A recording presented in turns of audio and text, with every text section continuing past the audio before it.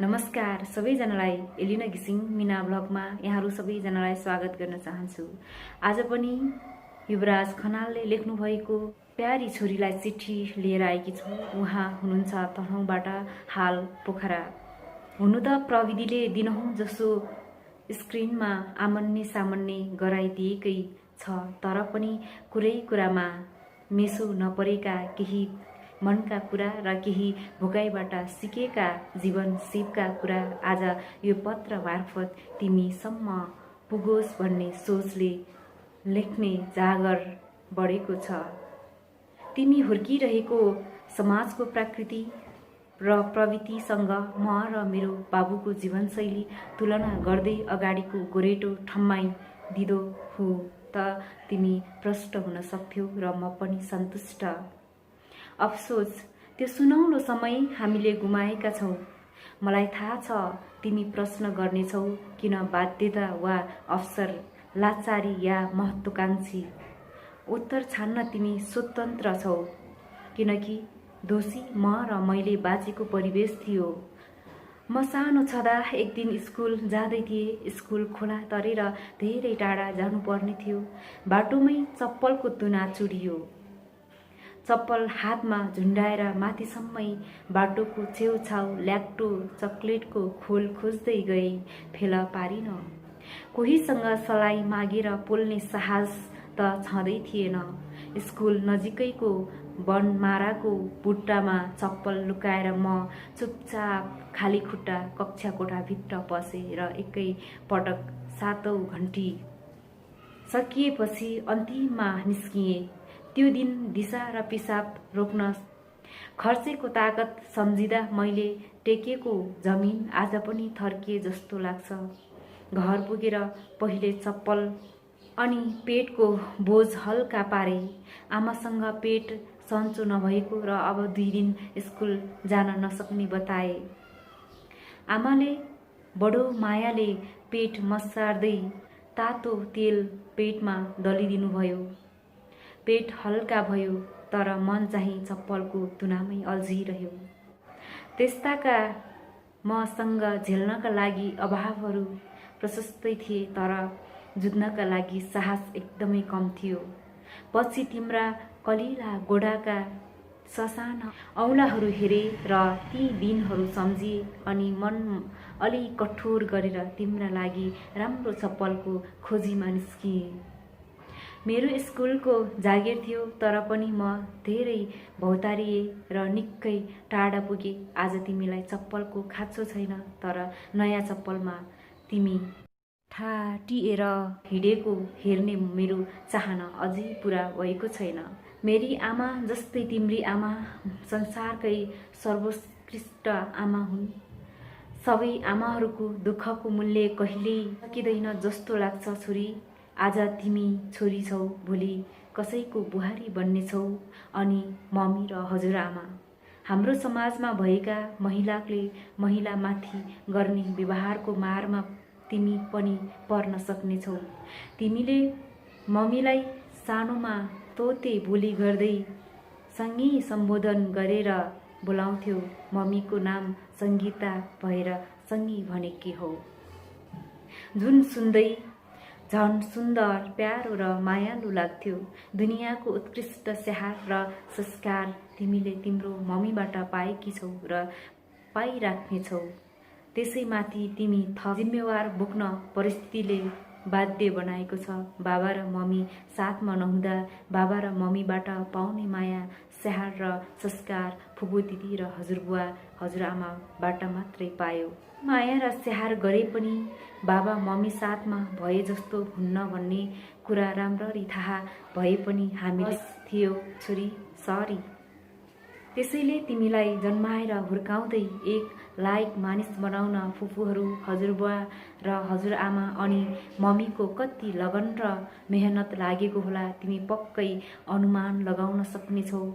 तिमीले एक अनुशासित र मेहनती व्यक्तित्व आफूमा विकास गरेर मम्मी, बाबा र आफन्त अनि समाजलाई परिवर्तन गर्यो भने त्यो तिम्रो जीवनको पहिलो सफलता हुनेछ छोरी। मानव जातिले जति पनि परिवर्तन र विकास गरेका छन् ती सबै उनीहरूको खुसीसँग जोडिएका छन्।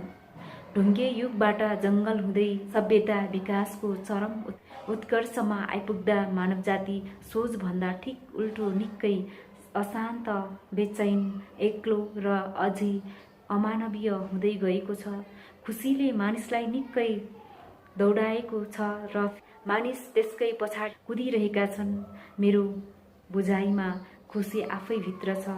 यसमा फेरि प्राप्त गर्नु पर्दैन, मात्र आफ्नो मन थोरै ठुलो गरेर हेर्ने हो भने आफ्नै वरिपरि कैयौँ खुसीका कारणहरू मिल्नेछन् जो बाँच्नका लागि पर्याप्त हुनेछन्।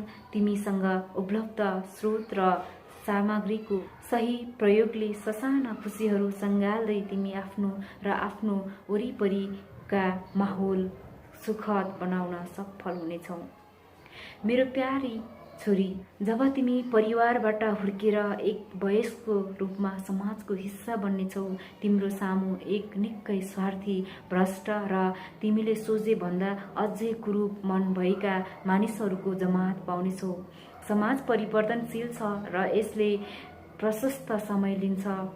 त्यसैले मैले र तिमीले बाँच्ने समाजको चरित्रमा धेरै भिन्नता हुनेछ। तिमीलाई हाम्रो समाज नलाग्न सक्ला, तर मैले समाजको निकै सुन्दर रूप देखेकी छु। कम स्वार्थ र कम भ्रष्टको, अझ भनौँ इमान्दार र मेहनतीहरूको। तिमीले आफूमा विकसित स्वार्थीपनको धेरै हिस्सा त्याग्नु पर्नेछ। सबैभन्दा अलग रहन कसरी सम्भव हुन्छ र कुन कुराको निर्माण कहाँ सहज हुन्छ तर तिमीले यो अप्ठ्यारो चिरेर आफूलाई प्रमाणित गर्नेछौ भन्ने विश्वास गरेकी छु र तिमीबाट सुन्दर समाजको जगको आशा गरेको छु। आज पनि केही मानिस छन् जो कर्म स्वार्थी र कम भ्रष्ट छन्। सबैजना खराब हुन्थे होला त यो जीवन चक्र बन्द भइसक्थ्यो होला। यस्तो त सोच्छु, जति बेला तिमी आवश्यकतामा रहेको सहयोगमा खुसी भेट्छौ, अरू कसैको मुहारमा मुस्कान भरेर आफू रमेको आभास गर्छौ, त्यस दिन तिमीले वास्तविक खुसी भेट्नेछौ र म धन्य हुनेछु। पाइलै पछि भेटिने स्वार्थ र भ्रष्ट मानिसमा तिमीलाई 2 गुणा सधैँ खड्किनेछ। विवेक र उद्यमको खडेरीले आजको समाज जर्जर बनेको छ। यी 2 गुणा तिमीमा विकास गर्न मेरो जीवनको सबैभन्दा जटिल चुनौती मानेको छु। तिमीले गर्ने कामको तिम्रो भविष्य निर्धारण गर्छ। तिमीले सोचे भन्दा धेरै काम तिमीलाई थोरै नदी तिम्रो शरीरले गरिरहेको हुन्छ। जब एउटा भिडलाई तिमी पार गर्छौ भने अनेकौं दृश्य र ध्वनि लगायत लाखौं लगात तिम्रो शरीरले सङ्कलन र भण्डारण गरेको हुन्छ। वर्षौंपछि कोही मान्छेले तिमीसँग परिचय माग्दा तिमीलाई त्यो मान्छे कतै देखे जस्तो र उसको बोली सुने जस्तो लाग्छ। यो सानो उदाहरण भयो। एक विद्वानले हाम्रो शरीरले गर्ने केही नगन्ने कामसँग मात्र हामी जागरुक हुन्छौँ भनेका छन्। यस्तोमा तिमीलाई जीवन भाग्य र संयोगमा जगडिएको जस्तो लाग्न सक्छ। म भ्रमका बारे अझै तिमीलाई राम्रोसँग बुझाउन नसक्ला, तर तिमीले गर्ने हरेक कामले नै तिम्रो हालत र भविष्य निर्धारण गर्ने कुरा बुझ्न एकदमै महत्त्वपूर्ण हुनेछ। मात्र खुबी हो जो तिमीले आफ्नो चेतनाको भित्री तहबाट आफै खोजेर निकाल्नु पर्नेछ। उच्च स्तरको शिक्षा, ज्ञान, बुद्धि र सामर्थ्य हासिल गरेका विवेकहीन मानिस अनगिन्ती भेटेको छु। समाजमा मैले एक सोच र सानो व्यवहारले तिनमा निहित शून्य विवेकको स्तर प्रष्ट देखाइन्छ।